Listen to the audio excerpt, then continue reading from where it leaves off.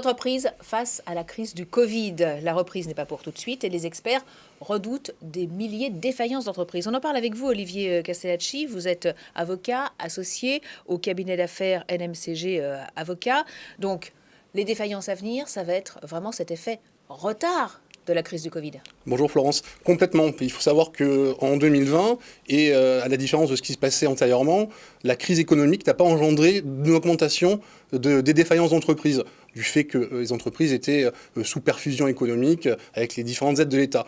Mais en 2021 et 2022, il y aura forcément un rattrapage à ce niveau-là et une multitude de défaillances qui vont arriver.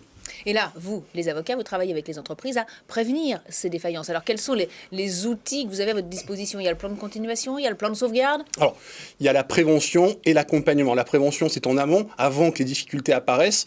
Il existe différentes procédures comme le mandat ad hoc et la conciliation, qui sont des procédures dans lesquelles un tiers va être désigné afin d'aider l'entreprise de manière confidentielle avec les créanciers, donc c'est un premier point. Et après, il y a toutes ces procédures judiciaires qui sont la procédure de sauvegarde et la procédure de redressement judiciaire, et c'est là où nous intervenons également.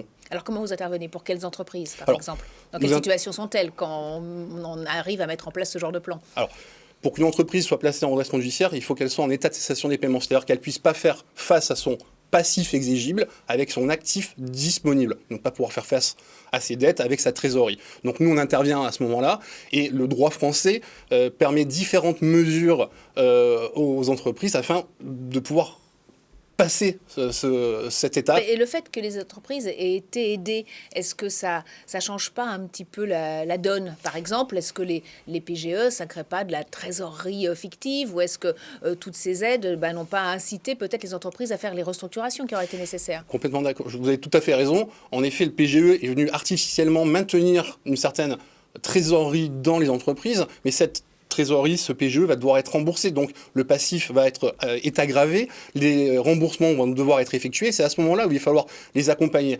Et l'avantage de la procédure de sauvegarde et de redressement judiciaire, c'est qu'une fois que l'entreprise est sous cette protection du tribunal, il y a un gel du passif, c'est-à-dire pendant une période de 6 mois renouvelable, 6 mois, tout le passif antérieur à ce moment-là est gelé et ne doit pas être réglé, ce qui permet à l'entreprise de reconstituer sa trésorerie pour ensuite proposer un plan, et c'est là où nous l'accompagnons de manière encore plus effective, c'est proposer un plan afin de maintenir son activité, maintenir l'emploi, c'est extrêmement important, mais également apurer son passif.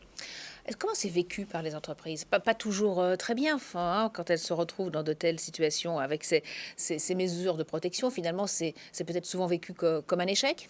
Complètement. C'est un drame pour le chef d'entreprise. On a très souvent des difficultés à faire comprendre aux chefs d'entreprise qu'il faut déposer, il faut aller se mettre sous la protection du tribunal de commerce pour pouvoir s'en sortir. L'objectif, le droit français, nous permet de dédramatiser la situation qui est liée à cet état de cessation de paiement et de redressement judiciaire. Il faut savoir qu'en France, 39% des entreprises qui vont vers le redressement judiciaire s'en sortent, déposent un plan de continuation, et c'est un chiffre très important puisqu'on est largement au-dessus de ce qui se passe chez nos voisins européens. À titre d'exemple, au Royaume-Uni, c'est 2% seulement qui s'en sortent. Mais quand c'est fait à temps, avec les personnes compétentes, l'avocat, l'expert comptable, etc., l'entreprise s'en sort et on arrive à maintenir cette activité, maintenir l'emploi et régler les créanciers. Merci pour ce message positif adressé aux entreprises. Merci beaucoup Olivier Castellacci, donc associé chez NMCG Avocat. Merci beaucoup d'être venu sur le plateau de l'émission. Tout de suite, un nouvel invité.